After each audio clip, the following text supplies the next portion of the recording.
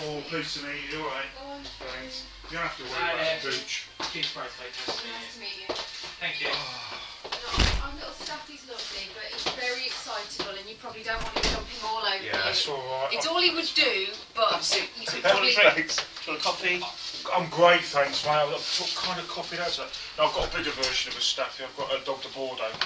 So you're more than used to it, but it's probably not really fair to we're not playing with him. Are you sure you don't want tea? I'm fine, thank you. Okay. Can I have one, G? Yes, I've got just what I was about Thank to you. say. Sorry. Let's get rid of all that. Good. Sorry. Okay. Yeah, I got hold of Giles after we'd spoken. Yeah. And explained to him the situation, and he said, "Oh yeah, shouldn't you?" And unfortunately, I have a bit of a different view of journalists than maybe other people. And he said, "Oh yeah, shouldn't be a problem. I've just got to run it by our legal chaps, and I'll get back to you in about half an hour." Of course, didn't get back to us at all, and I found him up yesterday just before I spoke to you, and he said, "No, I'm sorry, I'll run it past them, and there's absolutely no way we'll give you anything." I said, and I spoke to Ben. I said, by all means, please ring him. And said, but I spoke to Ben, and he's more than willing for you to use it. And he's under the impression that you've handed the names on to you, and I know that you haven't. Yeah, well, that's not going to change. Hence the phone call back. Well, you can't not have what they've had. I mean, that's you know what I mean. What I'm trying to do is trying to protect myself as much as possible, because if I could have got you to get them from them, because they said, look, the deal was with them basically was that I'll do an interview with you and I'll tell you what I know. I know they're not going to pick the names, but they pass it on to you, Trey. In fact, if then you want to speak to me, then you can do that and all that kind of stuff. So that's where I was. So I'm trying to protect myself as much as possible because this is. It's I mean, I can fully. But I can't not have the information that they've got, not with you guys, because that would seem ridiculous. So I mean, the way that we are working, the way that we will work. Whatever you give us today, we're not going to. I said this to you on the phone. We're not going to blow you out. We're not going to compromise you. We're not going to be approaching people and saying, "Oh, Ben's told us this. What have you got to say about that?" Yeah, that's not how we do things. If by the time we've gone away and we've developed it from our point of view, if it's worthy of further action in that we could possibly do something with it, then we would just approach that person effectively blindly and say, look, it's come to our attention that maybe. I don't mind people know. Really, that's not. I mean, I'd rather not. But I'm not bothered. You go to anyone I'm going to tell you about in a minute. And you can say Ben Fellows, that's fine. I mean, that's they know what they did, they know who I am, and all that kind of stuff. I'm sure they're probably panicking anyway because that was the probably from the articles and stuff. I mean, they all know who they are and stuff like that. So no, I get it.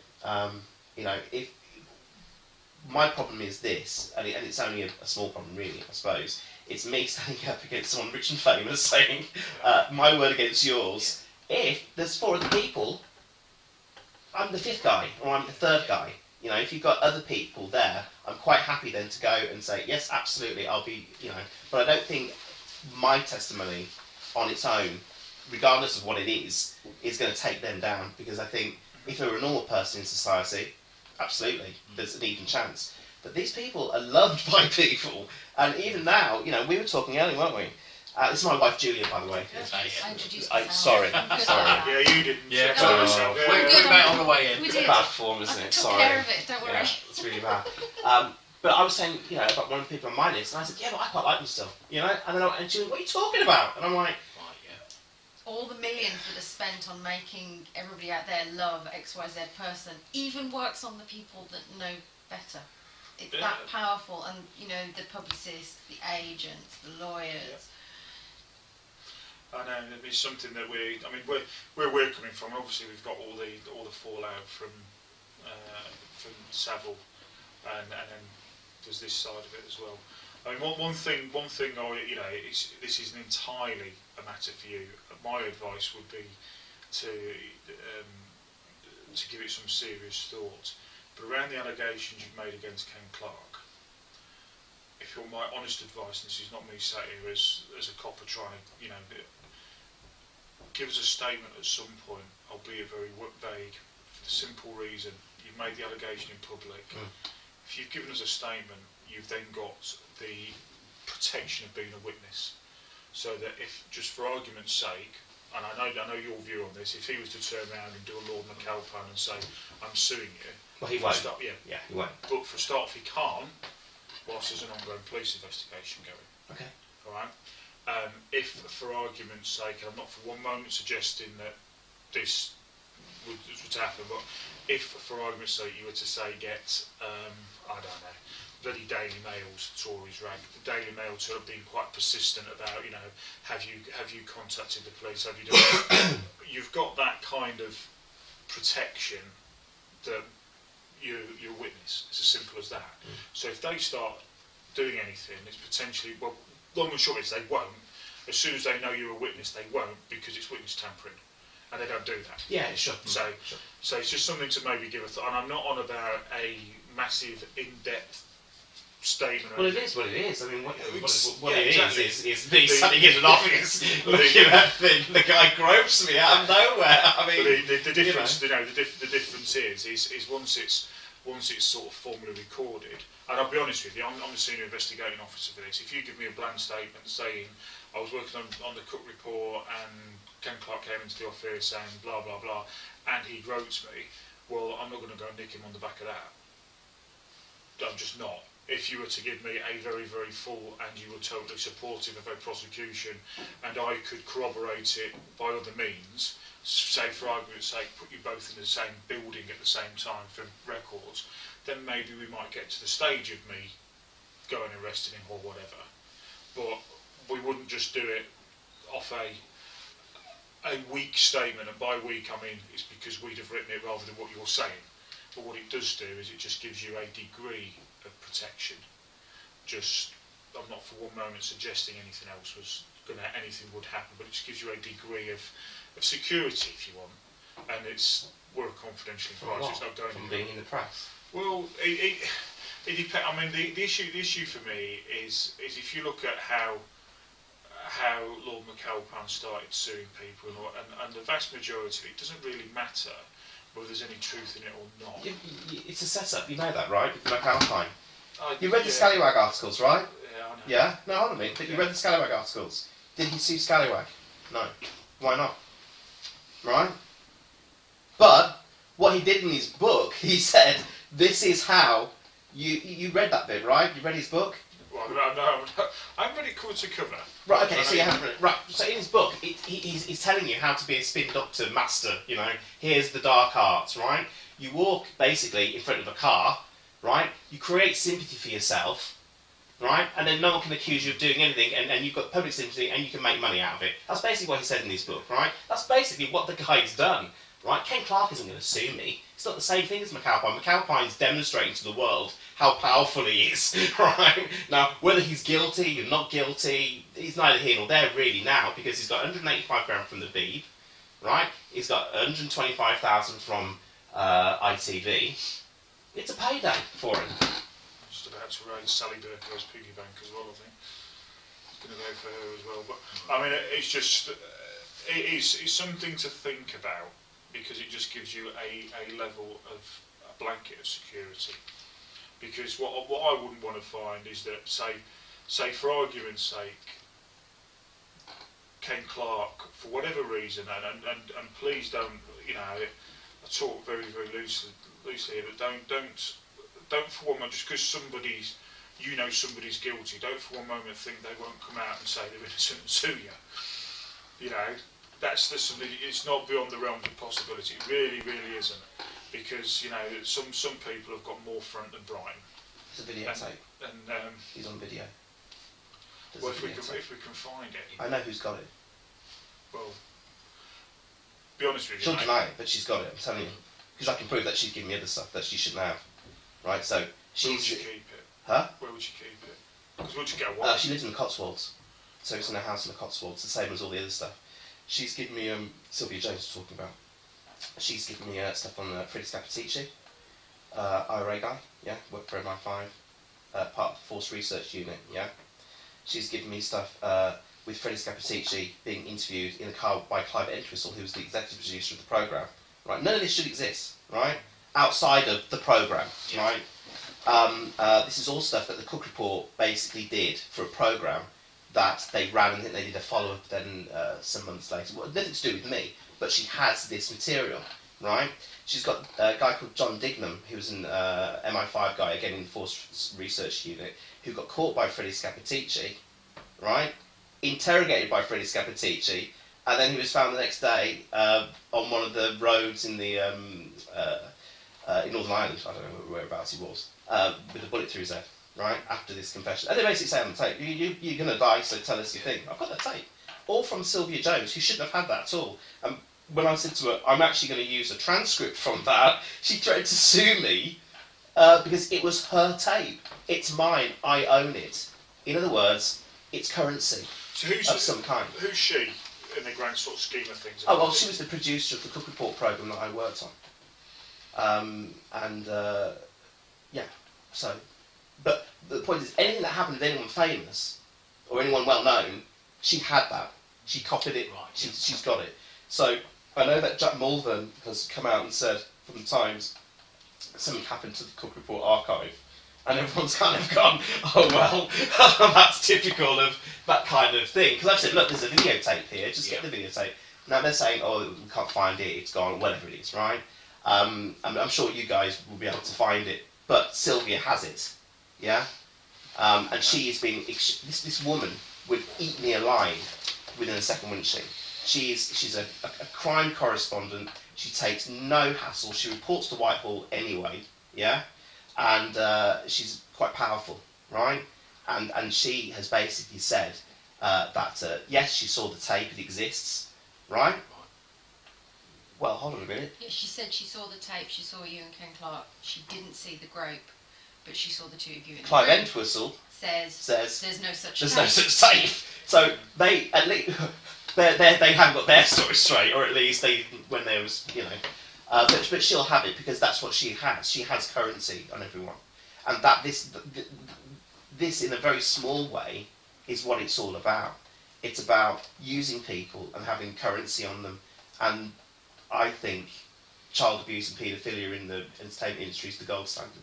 I'm absolutely certain of that. And I was on the edge of it. That's what, do you know what I mean? I wasn't in the centre of it. Had I been gay, I think it would have been a completely different story. You know. So I'm happy to tell you what I told Giles and stuff like that, and then we'll take it from there. I mean, to be fair, I haven't been impressed with the other guys that came, you know, last week. You know, they were like balls in china shops, right? And I know that, you know, it's a serious thing. But what it made me feel that it was like, you haven't got a clue about the entertainment business, yeah. And so when I looked into your unit, and I kind of went, that's what you do. You look at, you know, these pervs on the internet and all that kind of stuff, and blah blah blah, and neighbours and parents and stuff like that. There was nothing there that said to me, and we delve into the entertainment industry and the high-profile people. With the thing is, you know, we react to what we're told. Yeah. You know, we go out and we do proactive operations where we know things are going on. Then we'll go out and actively try to catch people at it and deal with them. Sure. But in the absence of being told about anything, and bear in mind, until Seville turned his toes up, and even after that, you know, we now know in retrospect everybody's coming forward and everybody's going, oh my God, how could this have happened? It obviously has been. It's obviously rife, and it's also been going on for years, and people have been turning a blind eye to it. And you know, people are involved. Yeah, I'm involved. We have it, you know, constantly. With, you know, there isn't any offence to this, but there's an assumption that as soon as you get a warrant card, you become telepathic, and you can sense what's going on. And the bottom line is, we're only as good as the information we're given, and nobody has come forward in a way that it would be reported. You know, there may well have been historically people that have tried to report this, and I certainly suspect around Savile in particular there has, and you will just get people, oh, it's Jimmy Savile, don't be stupid. We all know he's a bit eccentric, and they've just been dismissed. And I've said, you know, one of the many people that we've spoken to, you go back to the 80s, and if you told one person you were being brave, if you were telling two you're being courageous, you know, you know, and I would suggest the answer from both of them would still be quite dismissive. So why would you carry on making a noise about it when you've been dismissed by a couple of people already? And you know, it's like I make jest of it, but society's changed considerably. And what was, you know, I remember sitting next to my mum when Freddie Mercury died, and my mum saying, "Do you think you were gay?" Well, of course now you never even question that. But at the time, you know, I vividly remember at the time, and society's moved on. So when a kid comes forward now and says, "This has happened," or "such and such a body's done this," then I'd like to think, I'm not saying it doesn't happen, people aren't got rid of as easily, but I'd like to think there's more chance that somebody would listen to what they're saying rather than dismiss it out of hand. And I think what's happened, certainly from what you've said and what other people have said to us, is it was rife, and it's almost become an industry standard. Oh man, it's you wouldn't believe. Yeah. Look, I mean, the thing is, you know, I was trying to say to you, wasn't I, earlier, you know, trying to find a way of describing it where it's something that looks, it's almost like a lagoon. It looks beautiful to jump into, but you don't see the sign for the crocodiles. Right, and it's deadly, yeah?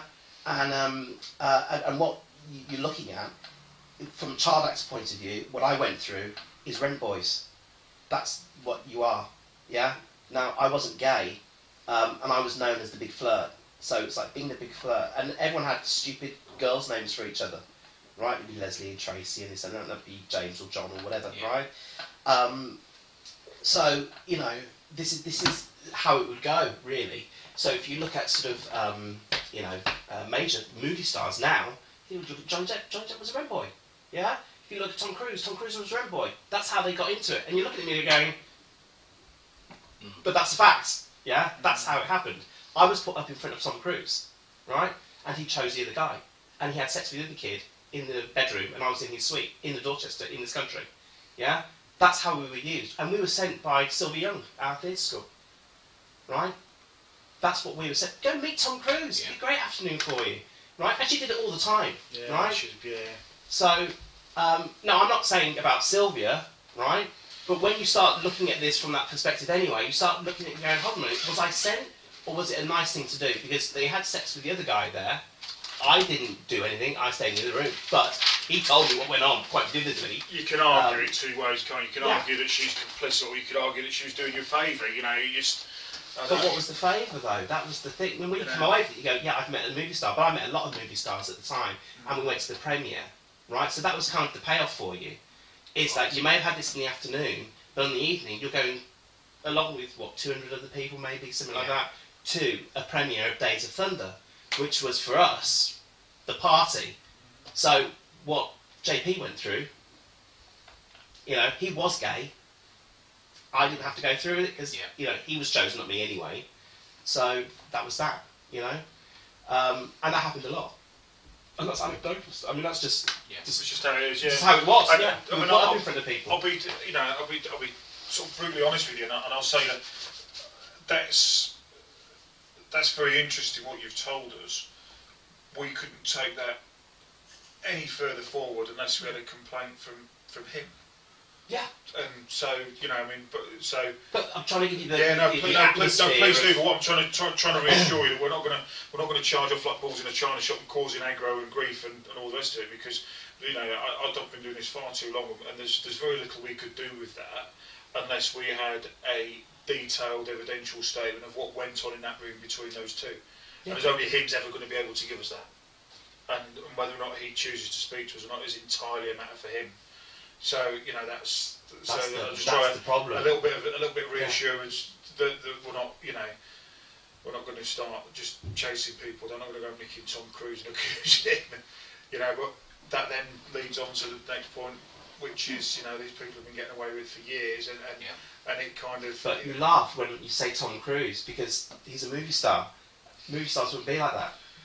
No, I'd heard anecdotal stuff around him before, but that's because we just take everybody, so we gossip about everybody. But yeah, I'd heard things about him before. Okay. But he's suing a magazine $50 million for the suggestion that he's not a good father. Yeah. $50 million. Yeah.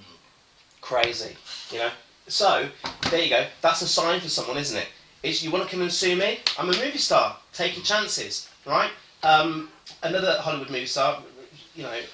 Sorry, do you mind if I scroll on? Because otherwise I'm going to... Yeah, do you want to record it? Would that be better, easier? I could do. No, I can't do because my phone... Well, get into my list anyway, and I'll give you that, and then we'll talk each one through. Yeah, please if that's going to be Do you want to easier. start with the list? Yeah. Because hopscotching will get it all confused. Maybe easier to Trust me, work So around. look, very easy to confuse. These are the names that I gave to Giles, Right. and more. Yeah. So I'll talk you through each one, and you can ask me questions and what have you, and do your thing and what have you.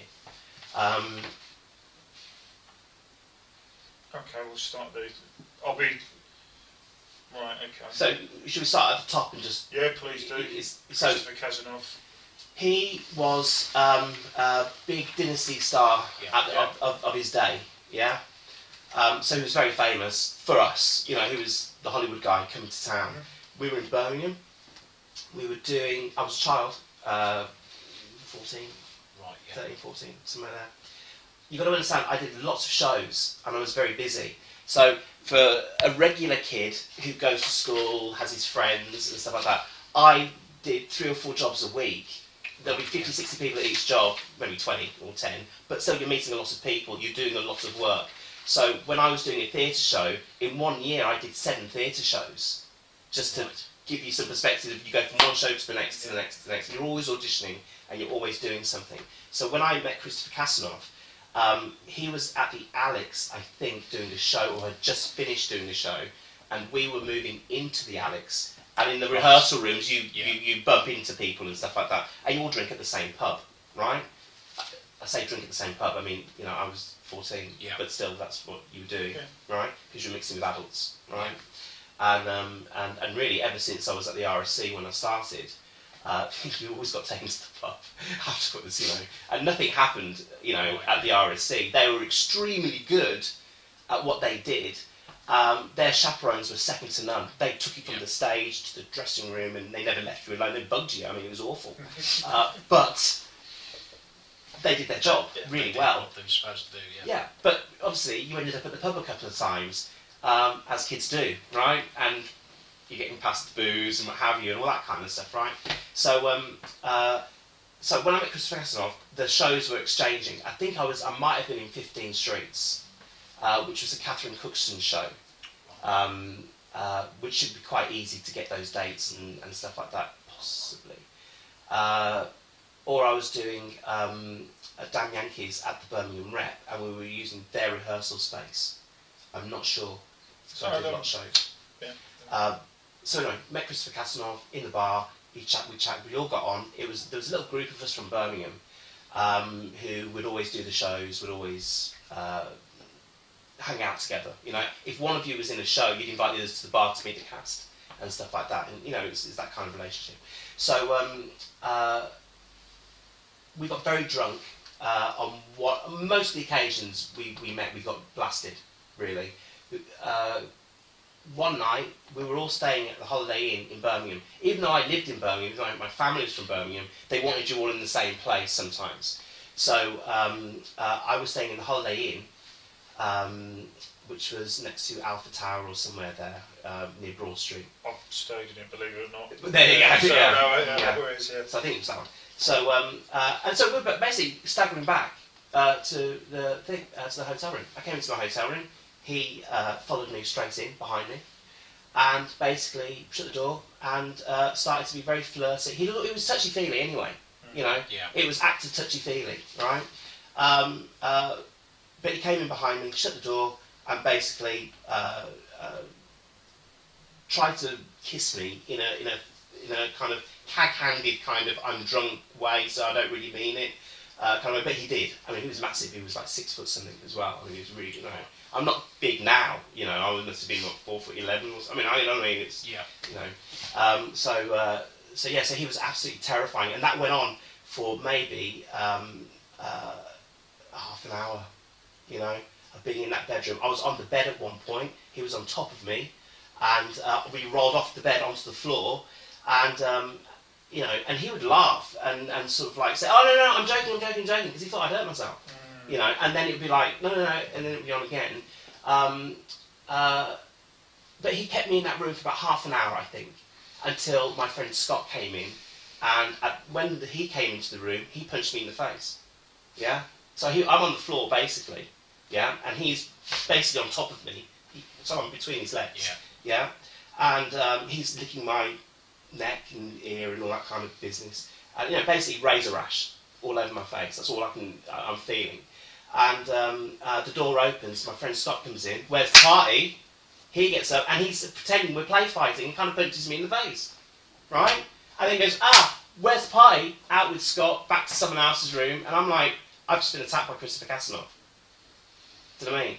And Scott just went, you know, let's just carry on. Let's just, you know, it's okay. Nothing actually, you know, that bad happened. And it's like, no, but he kept me in that room for half an hour.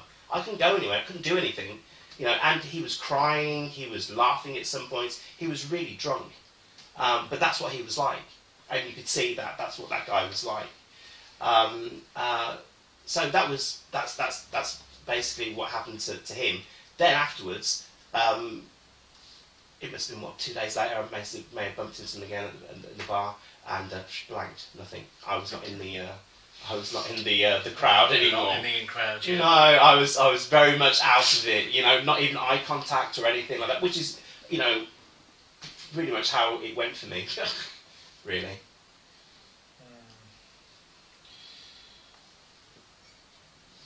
What's he doing now? He's dead. He's I think he died. Yeah, a couple of years ago maybe. The next one's definitely not that. Max Clifford. I was an unofficial client of Max Clifford, by which point, by what I mean is that I didn't. When you're a child actor, you don't have to pay Max money. Max invites you out. Right. Right. His company puts on events. So I mean, I don't know how much you know about him or other than what you see on TV, but his company is the PR company that you go to hire, and you hire him, and he'll improve your image. He'll give you a profile, right? Depends on how much. I mean, it was, you know, when I was with him, it was 90 grand for 3 months' work. Now it's, you know, actually I don't think he has a. So it's incredibly expensive. But he would give you a profile. He would make you famous, really. Antonio de Sanchez went to him, right, and she said, "Make me famous," and he got sucking Norman Lamont's toe, you know, put it in the paper. You know, David Mellor's was it Mellor? It was David Mellor or whatever it was. I Yeah. hate that I remembered that. Yeah. So. It made me feel quite nauseous.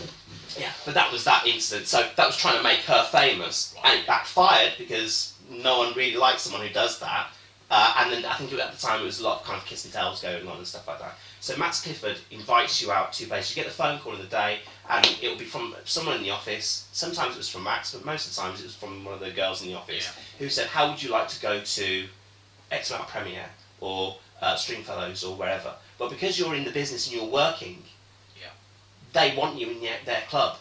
Because, you know, I was on, say, for example, Second Thoughts. I did a couple of episodes of Second Thoughts with Julia Sawala and James Bolam and Linda Bellingham, and then we'd all go off to Stringfellows afterwards, and that'd be all of us, you know, before we went home. So you'd work all day, and then it'd be off to Stringfellows and you'd party all night, and everybody was there, or everybody of the day was there. So you get the East End lot who was there, and I'd done East End, so I knew most of those. Grange Hill lot was there. You know, don't forget, a lot of kids on Grange Hill were like 25, you know, they weren't actually children, you know, so they'd be there anyway, but then a lot of kids were. So I was, 13, 14, and I was invited to Stringfellows. The BBC put me in the car, sent me to Stringfellows. You know, Peter Stringfellow and Max Clifford were getting people, you know, his job is to get people to go to his events, right?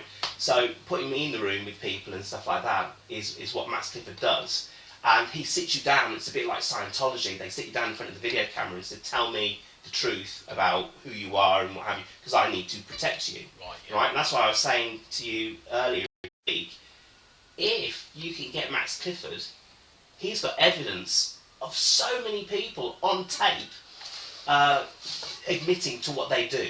Yeah, he admits on YouTube about Alan Clarke. Yeah. Just out of interest, and completely hypothetically, where do you think he'd keep that? It's probably in his house in Barbados. He had a house. I mean, whether he's got it still, I don't know. There, it'll be in his house somewhere.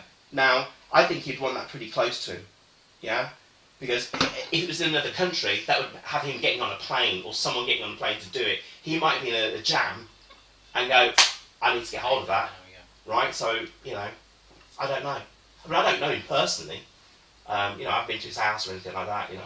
But I'd imagine look, these guys keep things in safes, yeah? All the editors, Piers Morgan does. That's why Piers Morgan's got a cushy job in America. It's not who you know, it's what you got on people, you know, sadly.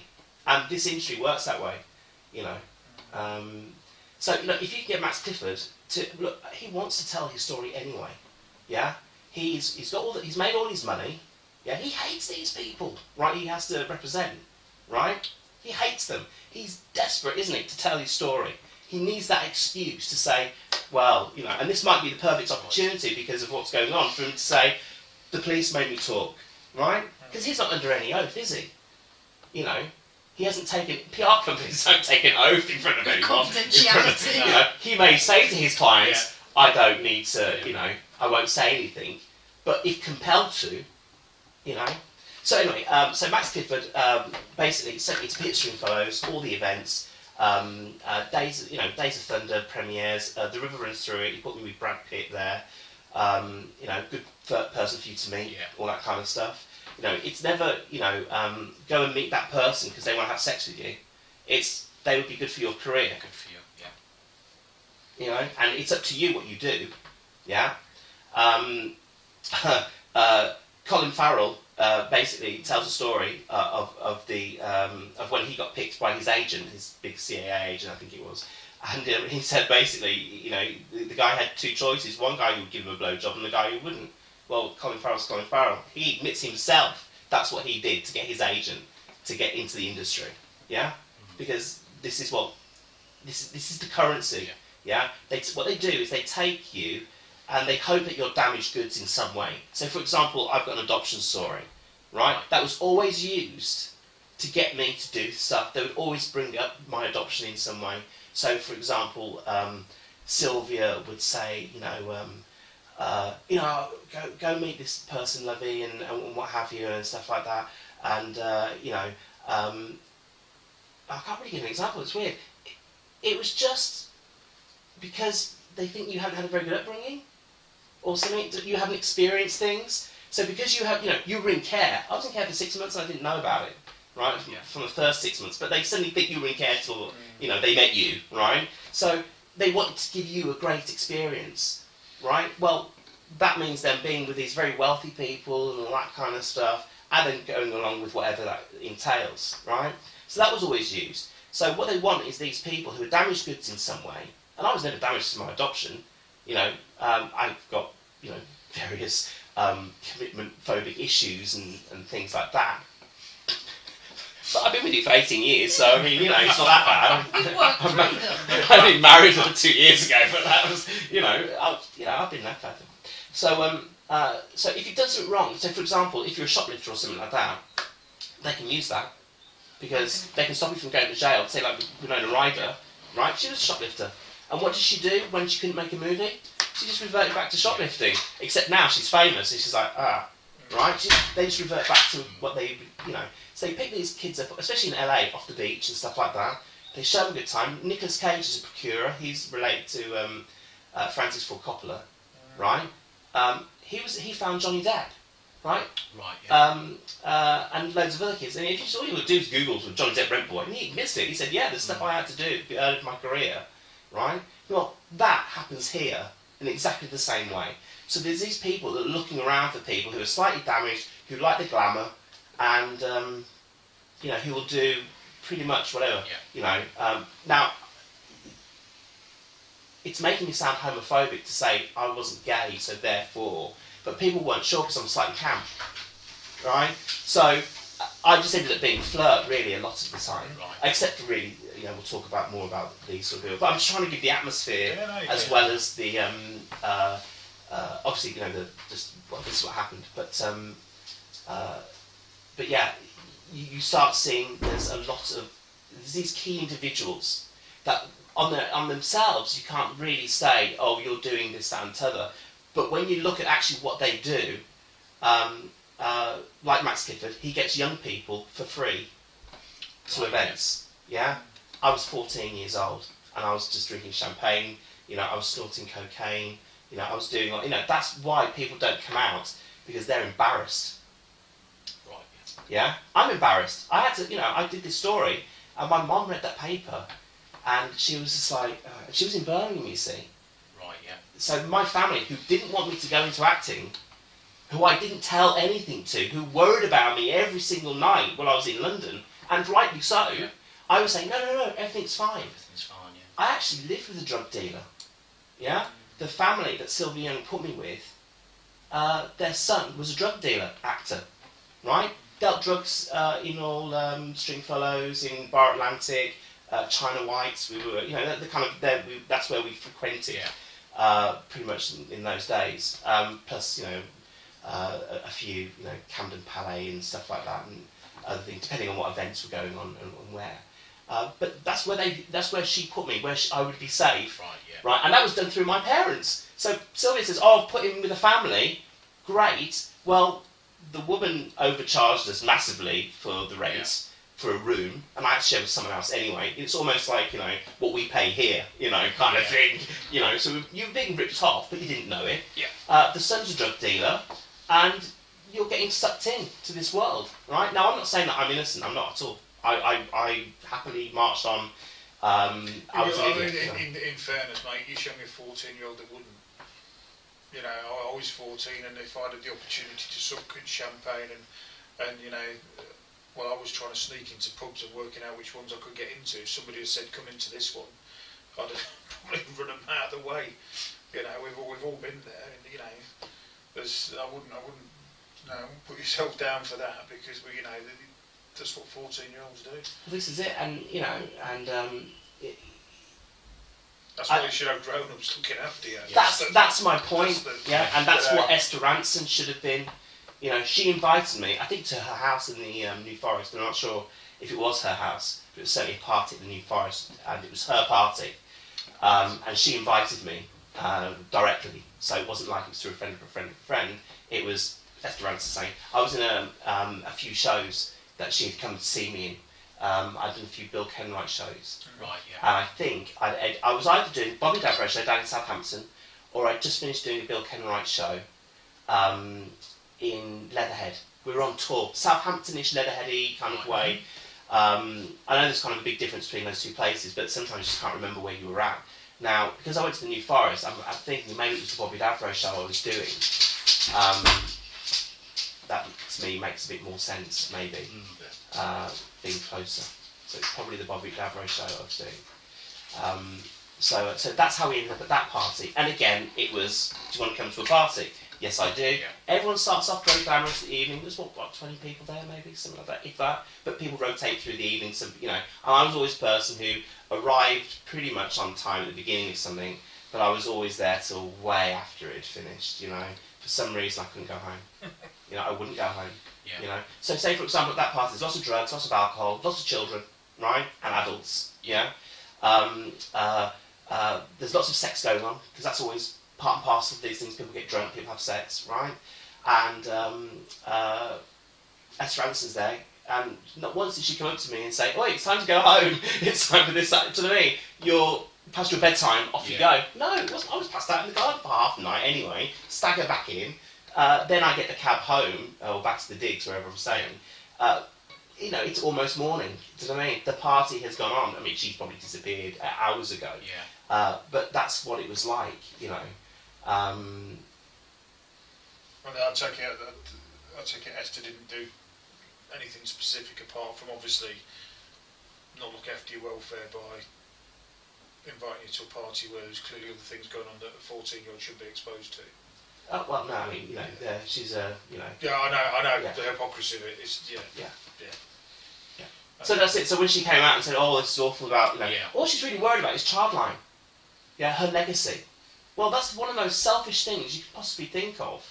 It's just like, you know, don't think of your legacy. Think of the people that this man has. The hypocrisy of what's gone on before, isn't it? And this is the thing, Yeah. you get these images of people who, that's how they present themselves to the world on television. It's an illusion. And I keep telling people this and say, look, like somebody, but just know they're a real person at the same time, that you don't know anything that they do. As you say, there's a screen face, isn't there? And then there's what they really are.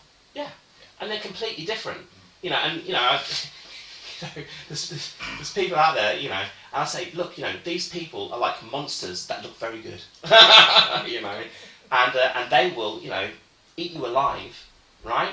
But they're not going to be nasty. They're going to be charming. These people are lovely. Do you know what I mean? They invite you into their lives. They will, you know, give you lots of things. You know, I got clothes. You know, they found out very quickly I was a jackets guy. You know, and I had leather jackets. You know, now for me, when I was 15, 14, a £70 leather jacket was like, It's a big thing, wasn't it? yeah. It was a real big, especially going back to Birmingham. Do you know what I mean? Yeah. And seeing all my mates and stuff like that, you know. It was a big deal. So I was given clothes really a lot of the time. But most people I met, they, you know, what do you like, or can I take you shopping? Yeah, sure. You know. So I'm digressing. No. It's fascinating. We've got Clifford in the string for. I take it that's what you've spoken of. Yeah. No specific sort of allegations. No, that was me being there. Just They were that's- facilitating, that- you, obviously with Stringfellows Club, and That's right. Yeah. you've been invited. Because I'm trying to give you the idea of these people that there's the kind of the guys that get you in, and then there's the guys that are kind of, because no one's I say no one's horrible, but obviously they are. But it's the way it's presented to you. Because everyone's lovely at the beginning of the evening. It's all glamorous and it's all this that, and the other. And as the evening goes on, you see people drifting away. You see the ones that go home early because they're just there for the do. Right, yeah. Then you see the ones that are a bit too drunk and they get carted off because no one wants them around anyway. And you end up with that nucleus of people who are like me, who've paced themselves, so I'm good at pacing myself through a party, who are good to be around, who people like to chat to, and you know, will continue for the rest of the evening. So now it's back to the hotel, you know. You know, when I did The Word, and with Terry Christian and Amanda de Cazenove, it's like a Channel 4 programme. Oh, I remember it. Yeah. I remember it. Yeah. It's Terry Christian's from part of it was the kind of world. edgy. Yeah. You know, probably looks quite tame now, but Yeah, no, probably, in hindsight, probably is quite sort of normal Friday night TV, but at the time it was quite cutting edge, wasn't well, I was on The Word, and I was there with Dolph Lundgren, and I think Tony Benn, Nigel Benn, boxer. Oh, yeah. And they were doing like some boxing themes. So I was there because I was in a panto, wasn't I? I was 16, 15, 16. And we all went back. We did the show. There was an after-show party at, it wasn't at Channel 4, it was at in the Isle of Dogs. They had some warehouse or something that they had, like Planet 24, I think was the production company, maybe. Yeah. And this was like a warehouse where it was done in, you know. So we had the after-show party there, and then you have the after-show. Right? So now what you've got is, say like you go to a premiere, most people now want to get the ticket, not to just see the film, but to the after-show party. Right? But now the after-show parties have become so commercialised, people go for 20 minutes then leave, but it's the next after-show one that you really want to go to, right? Yeah. So with The Word, we did the after-show party, then we went we were at Dorchester. We were always at the Dorchester Hilton, there's Four Seasons, one of those, you know, the big ones around that area. In Dolph Lundgren's dressing room, maybe there was 15 people had come back with us, you know. There was this girl from maybe Home and Away or Neighbours, one of the Australian soaps, tiny thing. She was 13. She had her parents with her at the studio. Yeah. The producer said, "Don't worry, we'll look after her." And she went to the hotel room. Yeah, she was raped in front of everybody by Dolph Lundgren, right? Absolutely certain of that because she was 13 years old and he had sex with her in front of everybody. Yeah, because that's how it happened. You know, well, you have the suite, you have the bedroom doors, and it's happening there, and everyone's just going, "Well, that's the way it is," you know. But I'm absolutely certain that that's what I was seeing at that time, and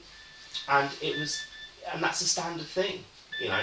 That was that's something that sticks in my mind from that particular thing because I saw someone going through what I had been through, definitely, you know. kind of situation. Obviously, it was worse for her. Can you remember? Can you remember who she was? Was she one of the more famous ones? I'd recognise her face. I can't. I don't watch those things. I never did. You know. But she was like the girl of the moment. I think you know, she wasn't one with a record. She was too young. She was 13 or 14. She was. I'll try because quite a few of them. You got the likes of Isla Fisher that's married to Sacha Baron Cohen now. That started off over there and was. Yeah, she's ginger-haired girl. Yeah, no, it's not her. Yeah, I don't have actually a place to start because I never saw those shows. So the problem is we've got to be realistic about. I mean, we've got to be realistic about what we can achieve, and you know, and don't you know, I'm a dad, mate, 13-year-old. I'm sorry, you know, I've got. No, I haven't got one of them. I've got a grumpy 15-year-old at home at the moment, but it's just not right on any level. It's just not right. But again, we've got to be realistic about what we can. Yeah, I'm just telling you. Yeah. You know, it's yeah. Go on, Mel Smith. Yeah, Mel Smith gave me drugs. Yeah, coke. Yeah, he was the coke guy at the V when I was there. Right. He get it biting. He was on expenses. Yeah, I think that's kind of sort of bored itself out with him, hasn't it? Because he's a basket case now. Is he? Yeah. Yeah. Apparently. Joanna Lumley. Yeah, Joanna Lumley. We were at I was doing a show called Model Millie. She was doing a show at Fab, and where we were rehearsing in East Acton, I think it was East Acton. There was a BBC rehearsal room, and in those rehearsal rooms, we were doing our show, and the next door they were doing our Fab shows. Yeah. And I think what you did was record it on a Wednesday or Thursday, and you rehearsed the Monday, Tuesday. It was something like that, the BBC. Rehearse in East Acton, and then you go and film it in the studio. We had a party. Our Fab had a party, but it wasn't. I keep saying party, but I'm using the term very loosely because it was almost like, you know, you have an office do where everyone's working, Right. and then gradually the booze will come out, and everyone will start drinking, and it turns into a party. You know, when I've said, "Oh, this is the AbFab party," they said, "Oh, well, there wasn't an official AbFab party." Well, no, this is not a tickets event. Yeah. This is just people working in the same building, and I got to know them very well during my time. Joan Collins was there that day, so they brought out the fruit, you know, because I don't know, she'd ordered something, right? In her rider, they said I must have big fruit platter. I don't think she ever touched it. You know, just they just want to see it there. I mean, that's a lot of this is about power and control. So they want things to happen. So she was there. She gave me a ride around the block in her silver Mercedes. Which I thought was completely glamorous because I looked over and there was Joan Collins in her headscarf and the glasses, exactly the way she was older, but you know how I imagined to see her kind of thing. So I was blown away by her and stuff like that. And so Joanna Lumley, so we got drunk and we all got drunk. And the drunker we went back to her dressing room, which was across the corridor, and just did a lot of cocaine to the point where she's flashing her boobs. She's rocking under the the dressing room, and where you put your legs underneath the shelf, where usually you've got the the hairdryer and what have you. She's rocking and crying and laughing and being hysterical, and then back to more coke and me and her did that. That's what she did, come into my dressing room. And I had that a lot. It was "come with me, young man," kind of thing. So, so again, that's what she was. That's what she did. And when I told that to the Times guy, he flipped out. He went, "Joanna Lumley," and I went, "Well, hold on. This is an anecdotal story, really. I'm telling you, like you guys, right?" And he was like, "No. She's Murdoch's babe now. She's the Murdoch is the, he's got her in a 20th Century Fox movie. Scorsese's latest movie. Yeah, he's billing her as the new statesman. Like, he called her like the next Richard Attenborough or something. Yeah, it was all off the back of the stuff she did for the Gurkhas, wasn't it? Right, yeah. Which is all very, again, planning the narrative of Joanna Lumley's statesmanship. What they don't want to know is that she was in the dressing room with me, giving me cocaine, and I'm snorting it up.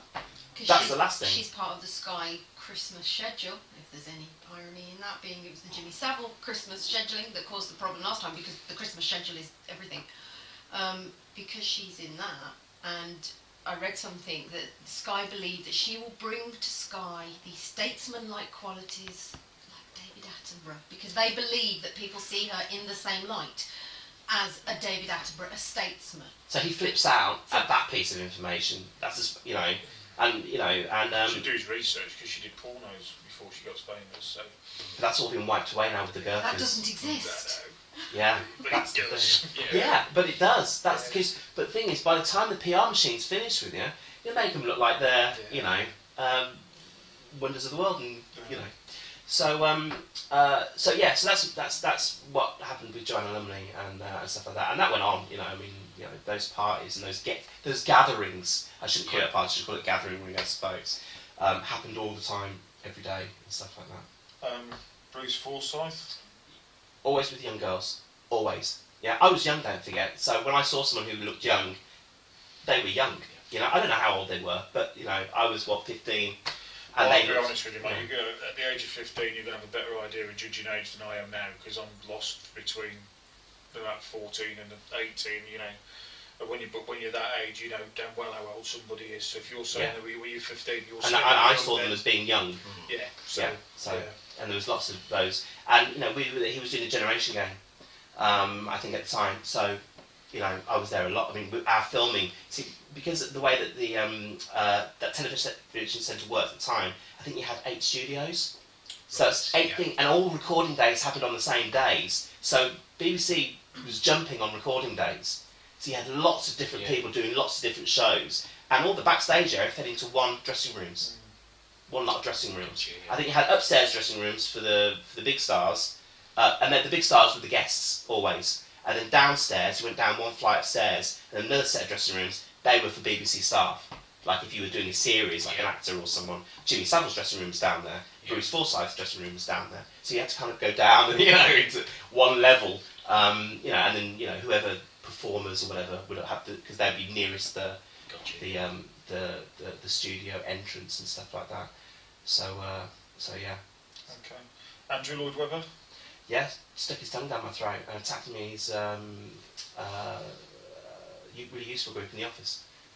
He had basically, for a year, maybe more, was promising me a part in Starlight Express, right?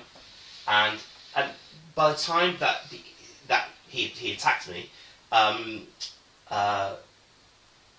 I'd known him for about a year and a half, maybe longer. Yeah. And what I mean is, right, I'd gone to auditions, passed the auditions, gone through the casting director process, then you got to meet Andrew, and then you get auditioned by him, which basically means a pianist sitting there playing the piano, you singing your song, then it's the chat, and then it's kind of get to know you, right? And that just went on.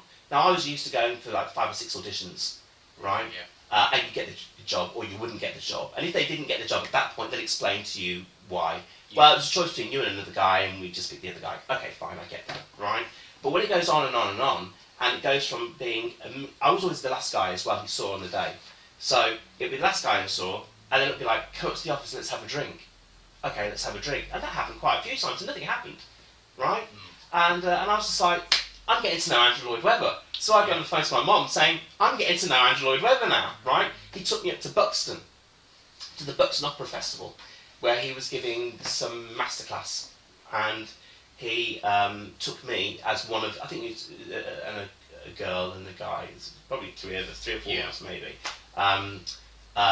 took us up to Buxton and showed us off as these are the sort of the new generation of my singers kind of thing. So he made you feel very special, you know, and stuff like that. So when I think I had a singing audition again, heard me sing, went back, because my voice broke when I was age 13 and it broke overnight. I was like high tenor one day, and then I was, you know, rather soprano, and then I was a tenor the next. It was really bizarre, you know. I came down with my mum, and she went, I was like, oh my god, what's happened? I went to choir practice that night, and they just went, I think your career as choir boy's over, you know, because it had been, because I'd been doing shows as well. Yeah. So I sang very well, and I sounded a lot older than I was. So I was used for a lot of recordings, you know, so like cast recordings of musicals, you know, you don't get the official one, you get the cheap version. Well, I'm the guy on the cheap version, right? Unless I was in the show, which obviously So yeah, I was always used because I had was doing voiceovers, as an adult when I was like 15, because I sounded, at that time I had a deeper voice. So I was doing a lot of singing. I'd gone to a singing audition, then had gone up to the office, and we would sit down and we were drinking, and I think we were drinking champagne, or what was deemed to be champagne anyway. He sat next to me on the sofa. It was like you sort of walk into the office. I think they had a piano there, a grand piano, but he didn't play it, and that's not where you auditioned. And then you had sort of he had a desk on this side, and then he had like a sofa set, corner sofa set maybe, something like that. If I remember, or maybe flat against the wall. I can't remember if it came out. Anyway, something like that. That was roughly the setup. And I was sitting on the sofa. He sat next to me. And, he started putting his hand on my thigh, and which is what I call kind of the actuary lovey kind of thing, the over-familiarity that you have to put up with, on a daily basis. And he basically put his hand around the back of me like that and leaned over, grabbed my face, and basically kissed me, full on with his tongue down my throat, and grabbing my genitals with his hand. And then now I'm on the side, like that, and it lasted for, I don't know, a few seconds. That was it. I came up shocked. I had a couple more drinks. We chatted pleasantries. Again, nothing was really mentioned. It wasn't, "Are you okay?" It's like, "Do you want another drink?" "Yeah, I'll get you another drink." I suppose if you haven't sort of reciprocated it when he's grabbed you, then it's going to be that sort of awkward. "Do you want another drink?" And it didn't seem odd to me.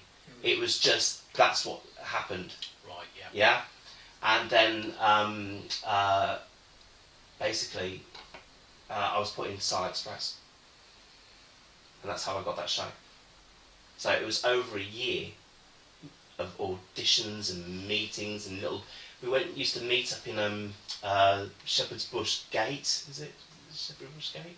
Is there a place called Shepherd's Bush Gate?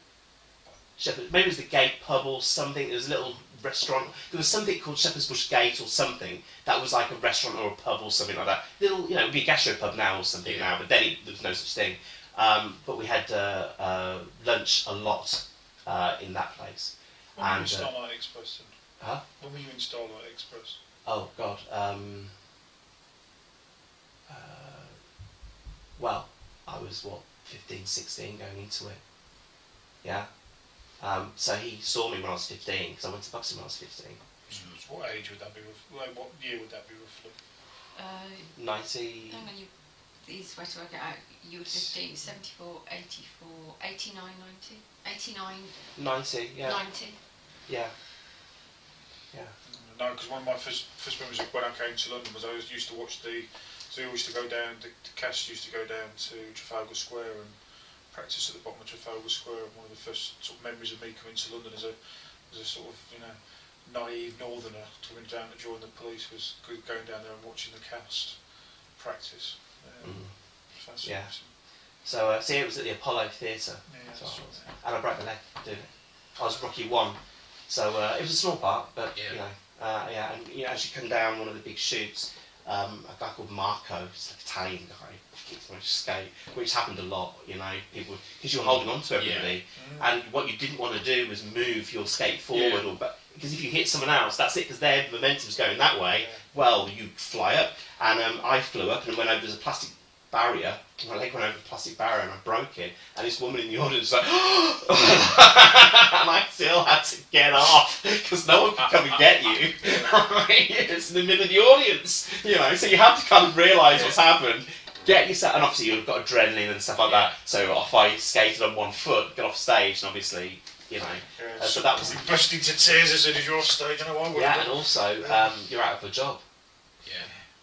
In those West End shows, I did a lot of them, you're out of a job pretty quick, so it's desperate, just be in things, so when some pervy guy sticks his tongue down your throat, you go, not again, okay, there was never any question of complaining. Who would I complain to? I complained to my agent, who was Sylvia Young at the time.